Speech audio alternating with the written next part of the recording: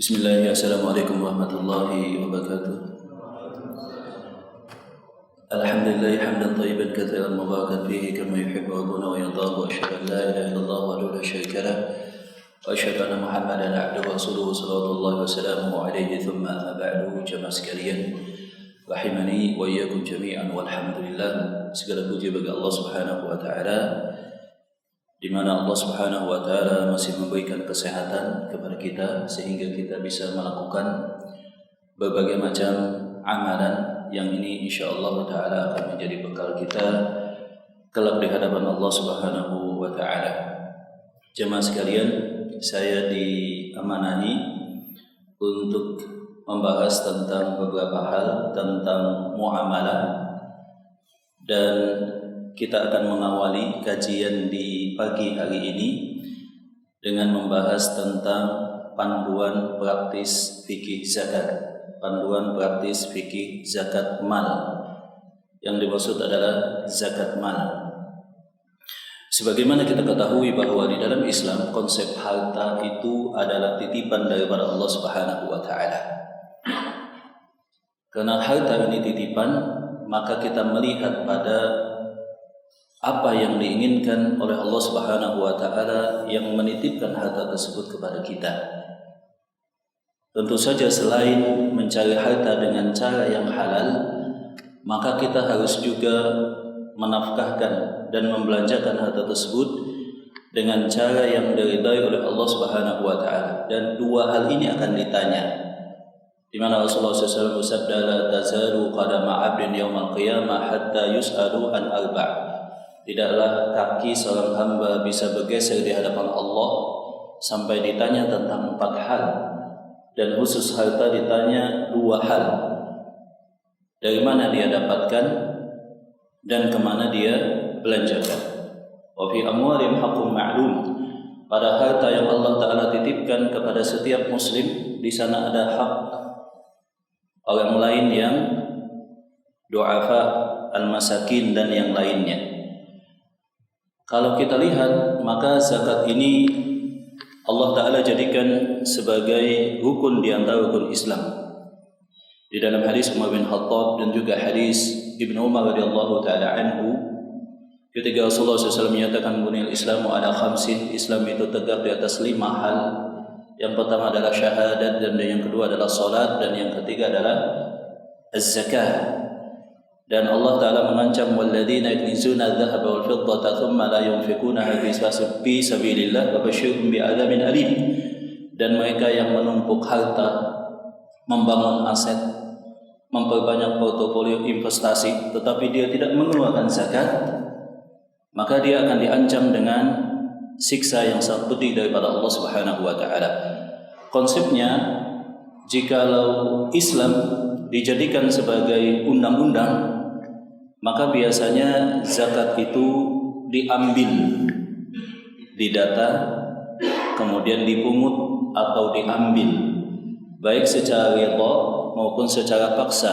Maka Allah Ta'ala berfirman, khudh min amwalihim, datalah kekayaan kaum muslimin, kemudian ambillah sebagian daripada harta mereka. Shadaqatan tutahhiruhum wa tuzakkihim biha, yang mana zakat tadi akan membersihkan hati kaum muslimin daripada sifat pelit, dan juga membersihkan harta mereka daripada harta yang syubhat atau diharamkan. Maka konsep dalam Islam, harta kaum muslimin itu diaudit, didata, kemudian juga diambil secara paksa. Maka kita membaca dalam lintasan sejarah bagaimana di zaman Khalifah Abu Bakar radhiyallahu ta'ala anhu, mereka yang masih sholat, masih syahadat, kemudian pelit tidak mau mengeluarkan zakat, itu diperangi oleh Abu Bakar radhiyallahu ta'ala anhu. Nah, kita akan batasi pembahasan kita pada zakat harta. Yang dimaksud dengan zakat harta di sini, jamaah, adalah definisinya zakat emas dan perak. Kemudian yang kedua, uang kartal atau uang yang kita pegang saat ini.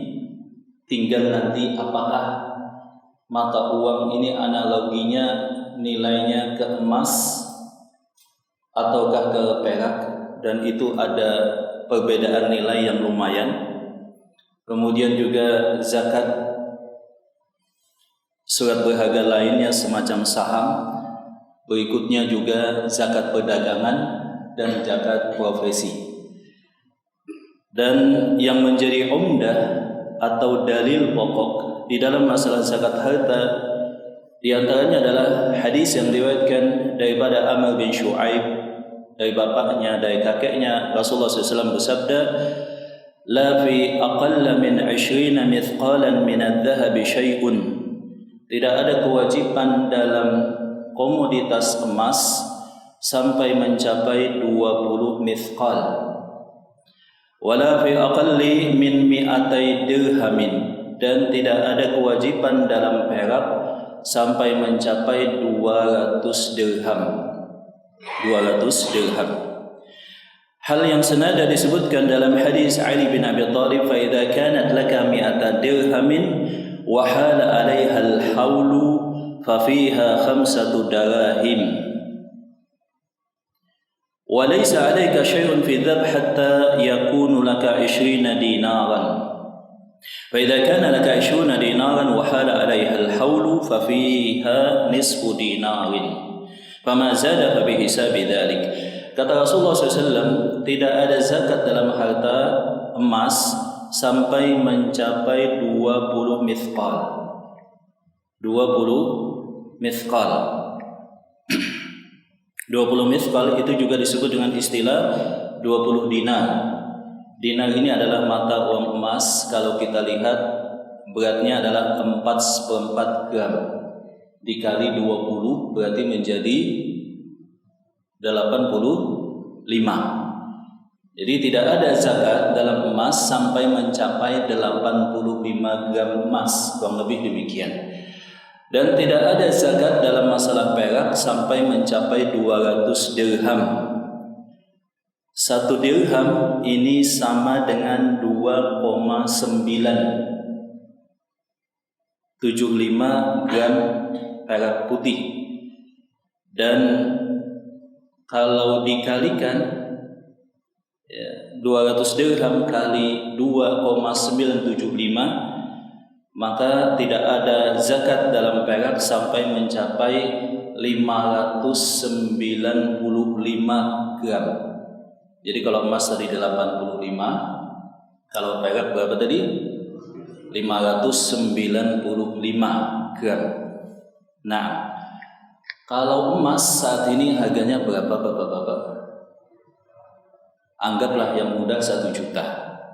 Kemudian zaman dulu itu lazimnya harga perak adalah 1/7 daripada emas. Katakanlah tadi nisab emas 85 gram emas, sama dengan 85 juta. Nah, nilai perak harusnya kalau normal keadaannya itu adalah 1/7 daripada 85 juta. Berarti berapa ya? Coba hitung ya. 12 jutaan mungkin ya. Nah, kurang lebih segitu. Berarti kalau perak tidaklah disakati sampai mencapai nilai 12 jutaan tadi. 12 juta dibagi 595 gram. Berarti 1 gram harusnya harga perak berapa? 12 juta sekian. 20 ribuan. Saat ini harga perak berapa jemaah? Saya belum update, belum lihat juga sih. Kita lihat ya. 10.801 gram. Berarti ini under value istilahnya. Under value itu maksudnya ada margin of safety dalam dunia investasi 50%, 100% gitu ya. Harusnya harga emas berapa nilai intristiknya? 20.000. Saat ini faktanya nilai harga perak maksudnya. Harga perak saat ini faktanya berapa tadi? 10.000. Berarti ada gap kemurahan berapa? 10.000, berarti bagus juga dijadikan investasi. Nanti kita bahas dalam pertemuan ketiga. Nah, jemaah rahmat Allah SWT, jadi objek zakat harta itu emas 85 juta kurang lebih, kemudian perak 12 juta. Menjadi diskusi di kalangan para ulama, kalau mata uang ini nilainya analoginya apakah ke emas ataukah ke perak. Bedanya lumayan tadi, 7 kali lipat. Nah, jikalau ke emas, maka mata uang tidaklah dizakati kecuali mencapai 85 juta. Jikalau mata uang dianalogikan ke perak, maka sudah dizakati jikalau mencapai nisab 12 juta. Kira-kira yang betul Pak, mata uang itu analoginya berdasarkan histori kemudian faktanya itu ke emas ke perak? Ke emas ya Bang lebih ya. Sebab historinya mata uang itu kan dulu sebetulnya surat hutang. Ya, orang Yahudi di Jerman atau tempat yang lainnya, mereka biasa membuka meja penitipan emas, kemudian dikasih kwitansi. Lama-kelamaan kwitansi penitipan tadi menjadi surat hutang dan bisa ditransaksikan. Nah, sebetulnya ke emas. Dan Syekh Utsaimin menyatakan boleh juga seorang muslim menganalogikan ke perak sebagai sikap kehati-hatian. Kalau ke emas tentu saja sedikit orang yang mampu berzakat jikalau dibandingkan batas nisabnya adalah perak yang 12 jutaan tadi. Nah, jikalau seorang muslim misalkan kita membahas tentang nisab, masih pada pembahasan nisab. Jikalau seorang muslim mempunyai 85 gram emas, maka dikeluarkan 2,5%. Demikian juga perak, demikian juga mata uang atau 1/40. Kemudian jikalau ada beberapa deposit, ada emas, ada perak, ada mata uang, maka semuanya tadi dijadikan satu kesatuan. Jikalau mencapai angka 1, rasio 1, maka dizakati. Misalkan nisab yang menjadi patokan adalah 85 gram emas atau senilai 85 juta. Kemudian emas 1/3. Katakanlah misalkan 1/3 dari 85 gram, perak 1/3 juga. Kemudian saldo tabungan rupiah juga 1/3. Kemudian digabungkan menjadi satu nisab, maka dikeluarkan zakatnya. Seperti itu. Selanjutnya, adapun emas dan perak perhiasan tidak dizakati. Jadi tidak diakumulasikan kalau sifatnya perhiasan. Kecuali jikalau emas dan perak perhiasan itu saja sudah mencapai nisab. Jadi kecuali jikalau emas itu saja atau perak perhiasan tersebut saking banyaknya dikumpulin sampai satu nisab. Nah, ini tentang nisab. Kemudian kita membahas tentang syarat yang kedua. Jadi ada 3 syarat jamaah zakat harta. Yang pertama nisab. Ini sudah kita bahas. Nisab itu dalam bahasa kita adalah jumlah minimum, jumlah minimal kepemilikan. Yang kedua adalah haul. Haul ini artinya adalah 1 tahun. Hala alaihal haul artinya nisab tadi bertahan kemudian melewati masa 1 tahun. Jadi ketika nisab, simpanan emas kita atau simpanan perak kita atau simpanan uang kita stabil di atas nisab, minimal nisab, kemudian atau lebih, selanjutnya berlalu 1 tahun kalender Hijriah, baru kemudian dikeluarkan zakatnya. Ini disebut dengan syarat kedua dengan istilah haul. Jadi nisab, kemudian yang kedua adalah haul. Dan yang dipakai adalah kalender Hijriyah dan boleh didahulukan. Contohnya masa wajib untuk mengeluarkan zakat belum tiba, kemudian seorang muslim memilih mendahulukan untuk mengeluarkan zakatnya, maka yang demikian tidak masalah. berdasarkan hadis Abdullah bin Abbas. Nah, contohnya misalkan kita setting tanggal pertama sampai nisab tanggal 1 Ramadan. Jadi seorang muslim punya catatan awal mula mencapai nisab tanggal berapa dari emas, perak, mata uang dan sumber penghasilan lainnya. Katakanlah dia setting tanggal 1 Ramadan. Tidaklah dizakati sampai 1 Ramadan tahun berikutnya. Nisabnya tadi stabil dengan jumlah minimal atau lebih. Kemudian di rentang masa haul 1 tahun tadi lazimnya kan terjadi fluktuatif. Kadang-kadang bisa menyentuh di bawah jumlah minimal nisab tadi. Apakah tanggalnya diedit? Gitu ya. Misalkan tanggal 30 Zulhijjah deposit kita, saldo kita berkurang. Apakah kita hapus tanggal tadi, kita buat awal, ataukah tetap tanggal yang pertama? Kata para ulama tetap. Jadi fluktuatif, minus di tengahnya, lebih hati-hati dan lebih amannya tetap menggunakan tanggal sebelumnya. Sebab yang dilihat adalah tunggu dulu 1 tahun. Fluktuatif mungkin sebentar, yang dilihat adalah akhir tahun yang kita catat. Adapun tambahan ketika di akhir tahun maka diakumulasikan. Jadi minus di tengah tidak dianggap, tapi tambahan di ujung tahun haul kita diakumulasikan. Seperti itu. Adapun penghasilan yang sifatnya tentatif, tiba-tiba tanpa disangka, bonus perusahaan misalkan, atau hasil penjualan aset misalnya, atau hal-hal yang lainnya semacam tiba-tiba dapat warisan dengan jumlah yang banyak, maka itu bisa dipisahkan.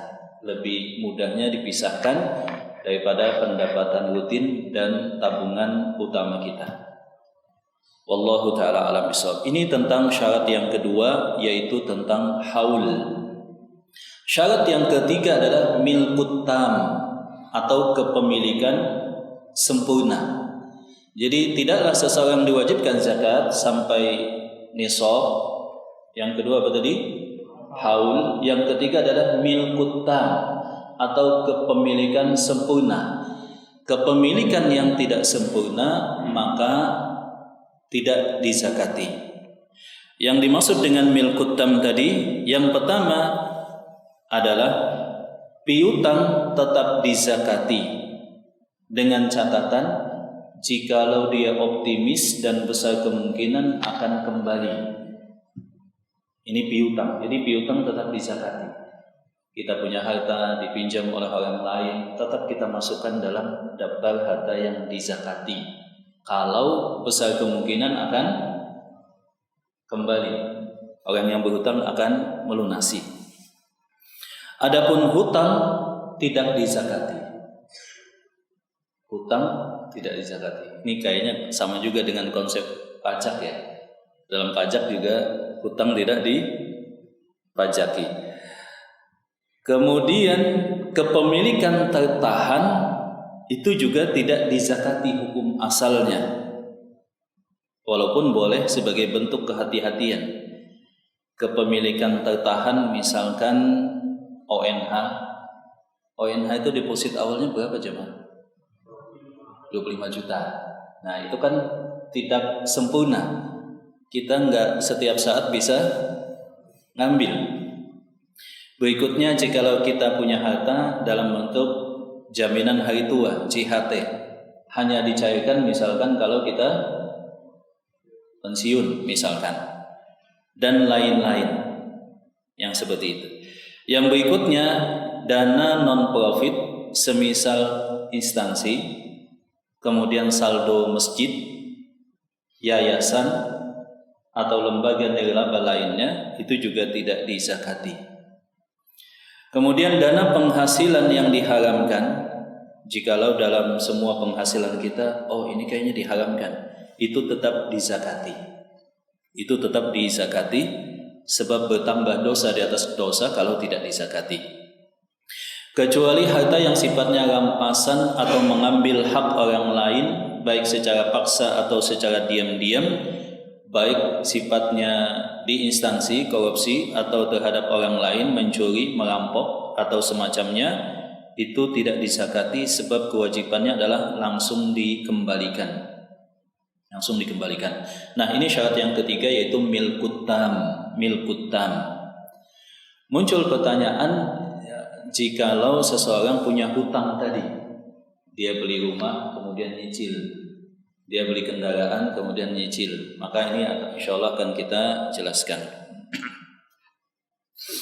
Beberapa poin tambahan. Yang pertama, hukum asalnya tidak ada kewajiban zakat pada aset properti dan kendaraan, rumah yang ditinggali dan kendaraan yang dikendarai, itu tidak wajib zakat. Seseorang punya 2 rumah, dua-duanya ditempati, tidak wajib dizakati. Seseorang punya mobil 1, 2, tetapi dikendarai, dipakai memang, maka tidak dizakati.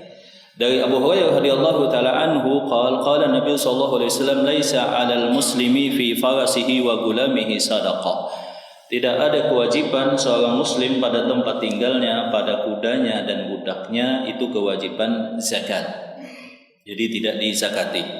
Walaupun saya lihat di Basnas, Badan Zakat Nasional, pada bagian kalkulator penghitungan zakat itu aset properti dimasukin. Yang kedua, kalau punya aset tanah atau rumah dengan niat jadi komoditas dagang, awalnya memang dia pedagang atau penjual kaplingan, atau dia seorang developer misalkan menjual rumah, maka itu tetap wajib dizakati dan terpisah dari zakat mal dengan skema zakat perdagangan. Yang ketiga, kalau seseorang punya aset tanah atau rumah, niatnya untuk ditempati atau kendaraan untuk dikendarai, di tengah jalan dia mau jual. Ya, dia mau jual, dan ini lazim terjadi. Kita punya rumah kemudian tiba-tiba ingin jual, maka para ulama menjelaskan kewajiban zakatnya terhitung sejak dia berniat jual dan mempublikasikan iklan. Seperti itu. Ini pendapat Syekh bin Baz. Adapun Syekh Utsaimin berpendapat bahwa jikalau niatnya untuk ditempati atau kendaraan dikendarai, tidak ada wajib zakat. Sebab yang dihitung adalah niat asal. Kalau terjual, kata Syekh Utsaimin, maka dimasukkan dalam deposit dengan skema zakat harta. Adapun Syekh bin Baz menyatakan, sejak berubahnya niat kemudian diiklankan, maka itu sudah terhitung zakat perdagangan 2,5% langsung. Kalau tidak laku 5 tahun, berarti 5 kali zakat. Kecuali kalau kita mengambil pendapat Imam Malik. Pendapat Imam Malik, ketika aset dijual, maka hanya berlaku 1 kali zakat pada tahun terakhir. Demikian juga Imam Malik berpendapat untuk supaya tidak ada yang menumpuk aset, maka aset itu dizakati 1 kali kepemilikan. 1 kali kepemilikan. Jikalau aset disewakan, rumah disewakan, mobil direntalkan, maka hasil sewanya digabung dengan gaji dan pendapatan yang lain dengan skema zakat harta sebagaimana yang telah kita sebutkan. Kemudian kalau ditanami tanah misalkan, maka zakatnya bukan pada tanah tapi pada hasil panen. Secara umum hutang investasi yang tercover dengan nilai aset maka tidak mengurangi nisab zakat. Kita misalkan beli aset rumah dengan pelunasan bertahap. Ya. Apakah pelunasan dan cicilan kita tadi mengurangi nisab zakat harta ataukah tidak? Tadi kan nisab zakat harta 85 gram emas. Kemudian seseorang punya cicilan rumah atau kendaraan, itu kan istilahnya liabilitas juga, hutang. Nah, apakah hutang tadi ngurangi apa tadi? Nisab tadi. Kan tadi patokannya nisab dikurangi hutang. Hutang sebagai pengurang nisab. Nah, lazimnya zaman sekarang kan banyak cicilan. Ada cicilan rumah, ada cicilan kendaraan. Apakah yang demikian dikurangi? Masalahnya kalau dikurangi semua nggak zakat-zakat jamaah ya kan. Banyak cicilan rumah, cicilan kendaraan. Maka para ulama membatasi bahwa jikalau ada unsur kemewahan atau niat investasi tidak menjadi pengurang nisab. Contohnya dia beli rumah kedua atau niat dia adalah untuk membangun aset, portofolio investasi aset. Maka yang demikian tidak dijadikan faktor pengurang daripada nisab. Tetapi kalau itu adalah rumah yang memang dia sangat butuh, ya tipenya juga bukan tipe kemewahan, kecil, sedang, biasa saja, maka itu dikurangi. Jadi nisab zakatnya yang ada pada dia dikurangi dulu hutang cicilan. Dikurangi hutang cicilan. Seperti itu. Kemudian yang selanjutnya adalah tentang zakat perdagangan. Zakat perdagangan yang dimaksud adalah setiap komoditas dagang apapun yang jikalau di awal sudah diniatkan untuk diperjualbelikan. Yang kedua, komoditas dagang, objek yang dia perdagangkan tadi bukan termasuk komoditas wajib zakat. Yang wajib zakat contohnya emas, perak, kemudian juga ada pertanian, ada peternakan, ada yang lain-lainnya, bukan termasuk salah satu di antara objek wajib zakat. Yang ketiga, telah sampai haul dan nisab dengan patokan nisab emas, Cara menghitungnya adalah total kekayaan yang dihasilkan dari perniagaan ditambah piutang dikurangi hutang jatuh tempo tahun berjalan. Ini cara menghitung zakat perdagangan. Atau misalkan dengan istilah yang lain, modal ditambah selisih harga jual atau profit, ditambah aset lancar yang dia bisa mendapatkan likuiditas cepat bisa dijual, ditambah piutang tagihan pada pihak lain, dikurangi hutang usaha 1 tahun. Ini cara untuk menghitung zakat perdagangan. Yang terakhir sebelum kita diskusikan adalah zakat profesi. Zakat profesi ini diantaranya dipopulerkan oleh Syekh Yusuf Al-Qaradawi dalam kitab Az-Zakah. Beliau berpendapat bahwa jikalau petani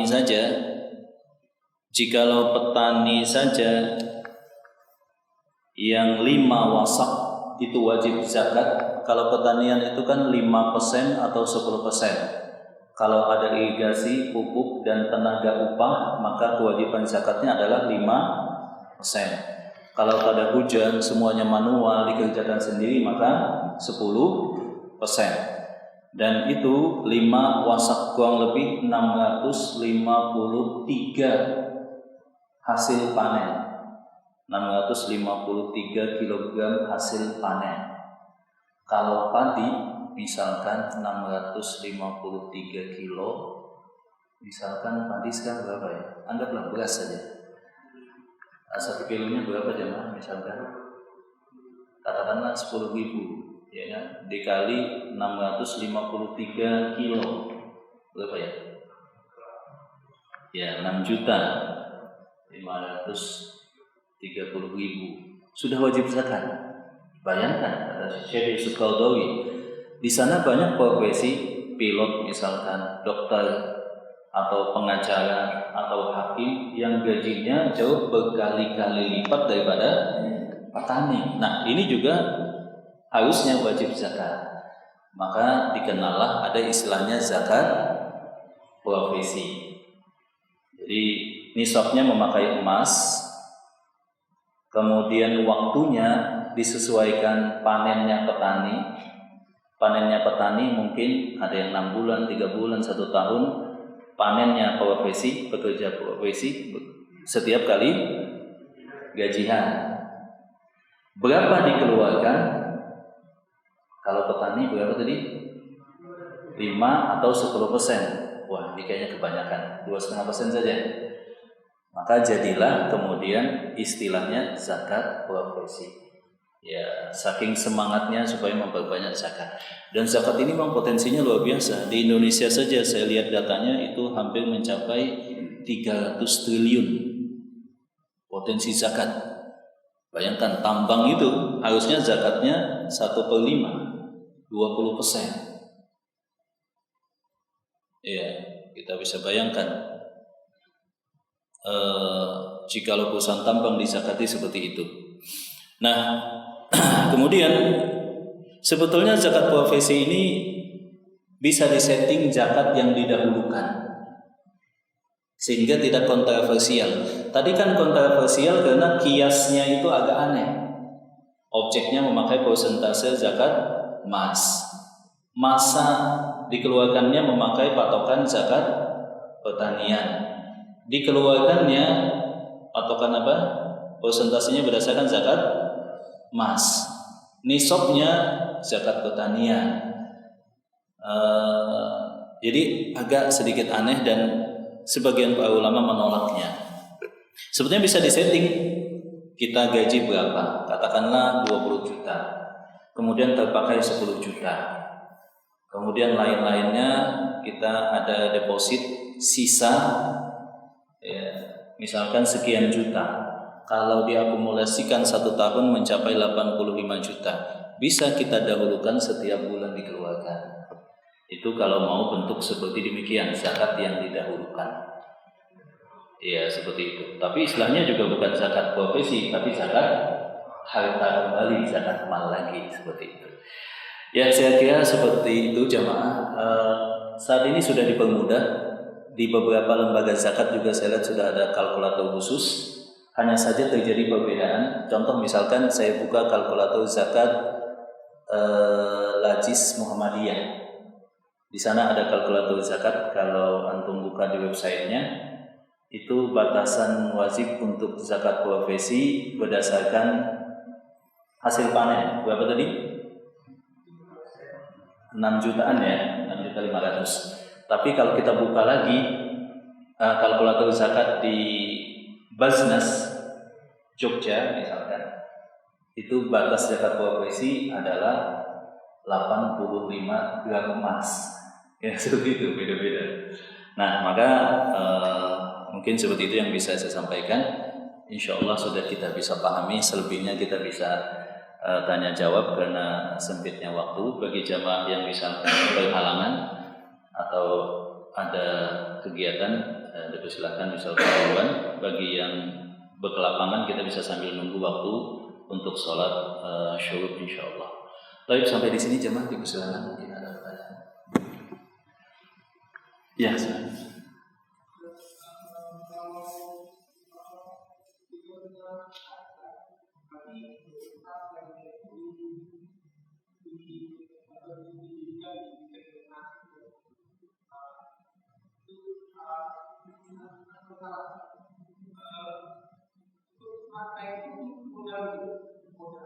oh ini maksudnya pertanyaannya zakat perdagangan Pak ya? Iya, zakat harta kan tadi mencakup emas dan perak, mata uang, perdagangan, kemudian ada lagi pembahasan tambahan profesi. Yang dimaksud tadi emas perak kah, mata uang kah, perdagangan kah? Uang itu misalnya. Uang ya. Iya, untuk modal. Modal itu kira-kira disebutnya ya apa? Modal dagang Pak ya? Modal kerja. Usahanya apa misalkan? Modal usaha. Iya. Modal usaha, contoh realnya usaha apa misalkan? Kadang-kadang karakteristik berbeda-beda. Kalau usahanya ekspor. Modal itu kan dibayar deposit 3 bulan misalnya. Iya. Selama 3 bulan itu modal Anda kan untuk muka. Iya. Itu yang Anda tanyakan. Iya.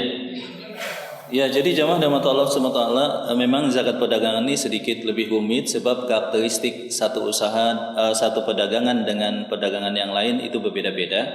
Yang spesifik yang kita lihat adalah perdagangan jual dan beli. Jual dan beli, bukan pada sektor jasa atau lainnya. Kalau selain jual beli murni, maka keuntungannya jikalau tidak terpakai ditambahkan ke saldo atau tabungan kita. Seperti itu. Yang dimaksud adalah jikalau dia dagang jual beli murni, maka yang menjadi zakat dia adalah, sebagian menyebutkan dengan bahasa atau narasi, modal ditambah selisihnya atau profit ditambah piutang tertagih kepada pihak lain dikurangi hutang usaha, atau dalam bahasa yang lain misalkan aset lancar dia kemudian ditambah piutang dan dikurangi hutang. Nah, adapun usaha non jual beli murni, maka dilihat usaha itu kan ada yang untung, ada yang rugi. Demikian juga jual beli.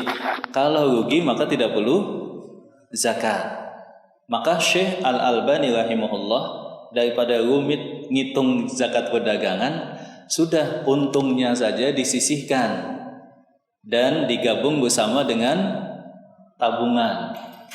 Itu lebih mudah, kata Syekh Albani. Maka Syekh Albani aku berpendapat tidak berpendapat dengan zakat perdagangan. Yang ada adalah zakat harta saja, itu lebih simpel dan lebih kuat dalilnya. Itu juga bisa menjadi pilihan. Jadi usaha itu kan kadang-kadang malah pailit, hutangnya numpuk, misalkan keadaannya demikian, naudzubillah, itu bahkan menjadi pengurang nisab, kan begitu, menjadi pengurang nisab kita, seperti itu. Tapi kalau menghasilkan, kalau usaha non jual beli, jasa atau misalkan supply ke mana, maka profitnya tambahkan ke saldo tabungan kita, kemudian dikeluarkan zakatnya. Seperti itu. Bisa dipahami insyaallah ya. Kemudian tadi kan 85 gram emas senilai dengan 85 juta. Para ulama menyebutkan satu hikmahnya adalah bahwa seorang muslim yang dia mengatur tentang cash flow keuangan dia, idealnya ada pos emergency, dana untuk darurat, dana untuk jaga-jaga. Dan dana jaga-jaga tadi idealnya berapa Pak? Senilai nisab. Berapa senilai nisab? Banyak juga Pak ya. Dana kehati-hatian, dana pengaman, dana emergency, posnya kan pos itu macam-macam. Ada pos untuk rutin, ada pos investasi, ada pos untuk pembayaran hutang, ada pos impak. Salah satunya adalah pos untuk emergency. Idealnya memang seorang muslim punya 5 pos keuangan budgeting setiap bulan. Nah, idealnya pos pengaman tadi berapa tadi? 85 gram emas. Mungkin jamaah sudah terpenuhi kali sebagian ya kan. Kalau saya belum mungkin pengamannya.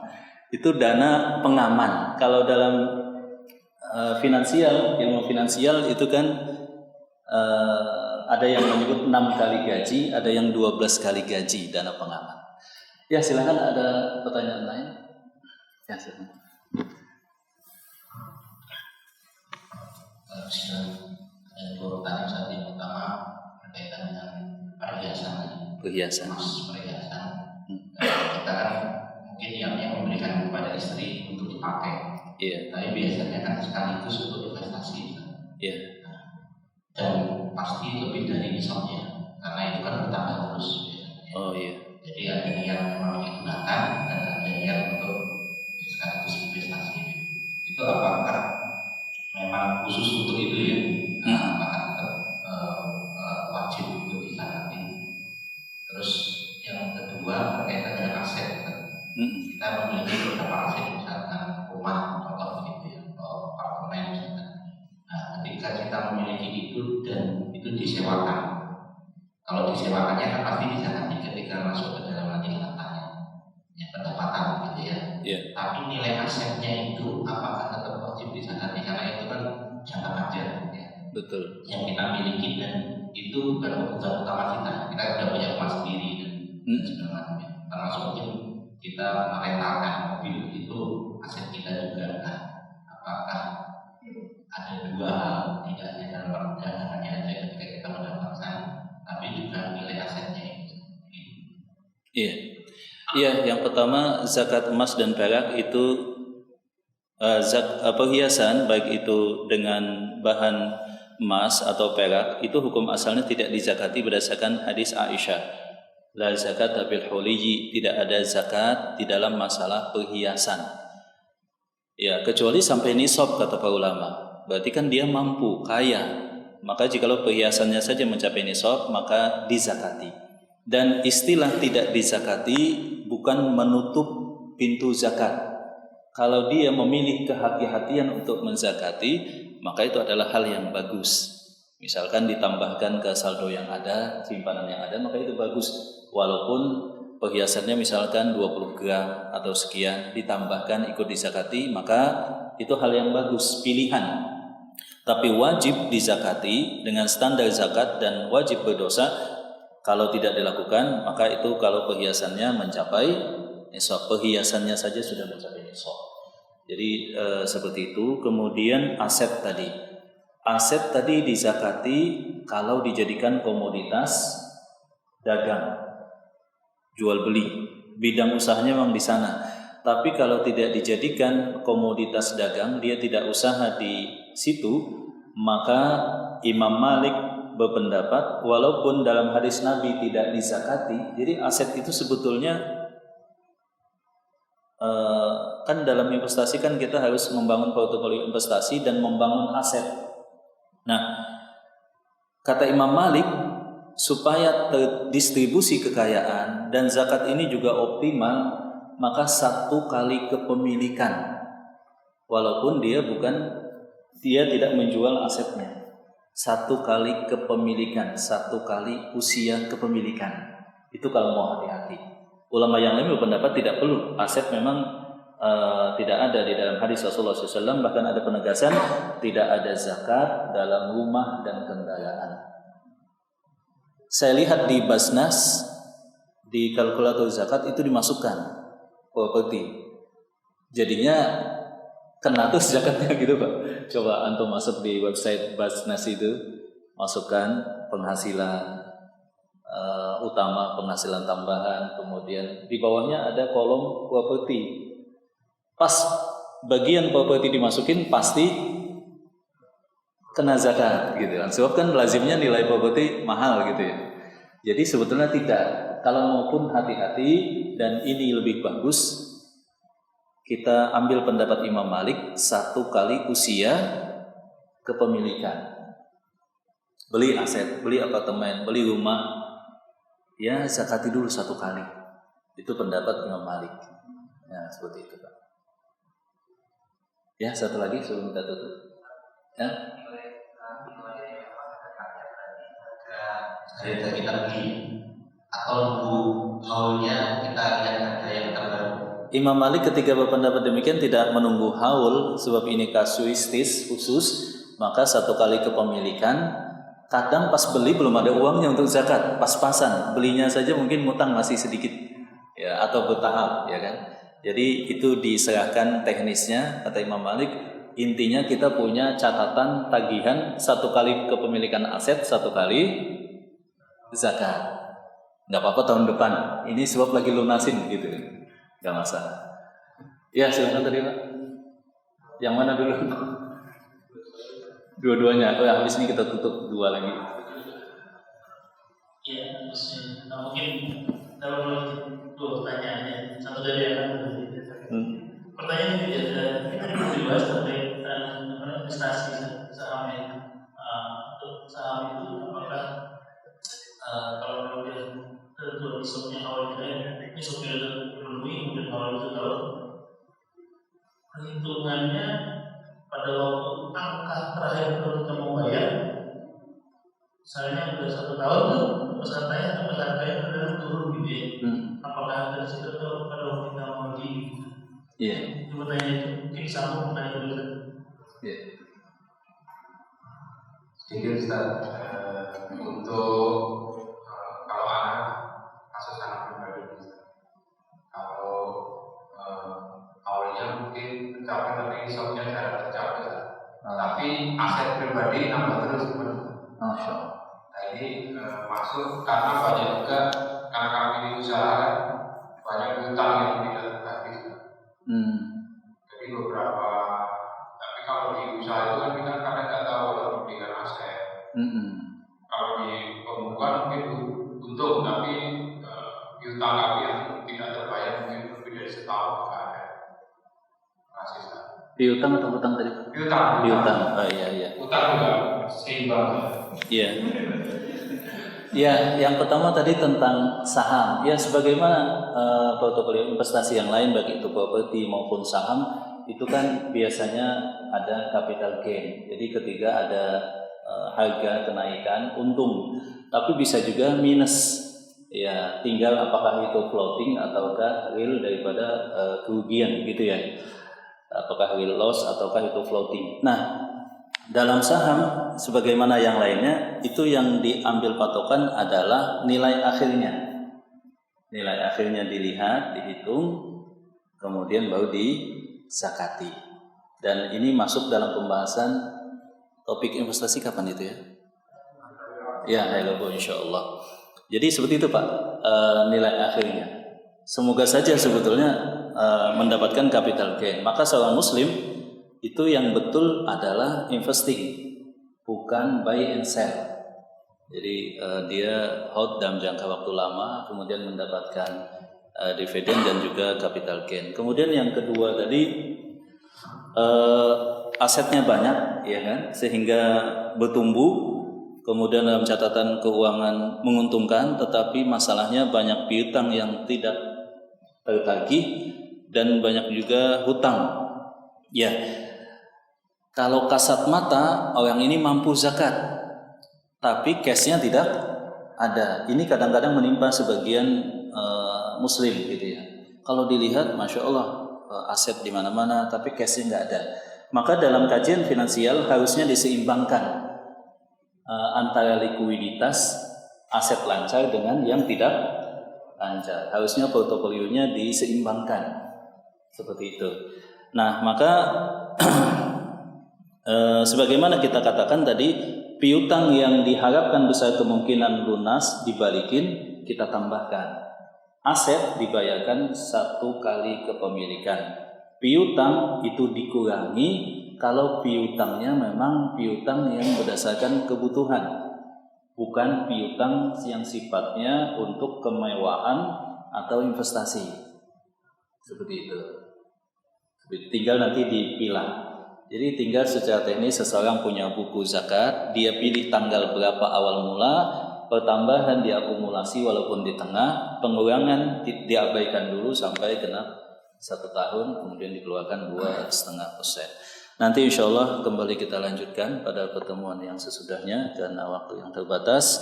Semoga kita sudah menangkap gambaran utuh tentang zakat harta dan kita bisa mengaplikasikannya. Jazakumullah barakallahu fikum. Mohon maaf kalau ada yang kurang berkenan.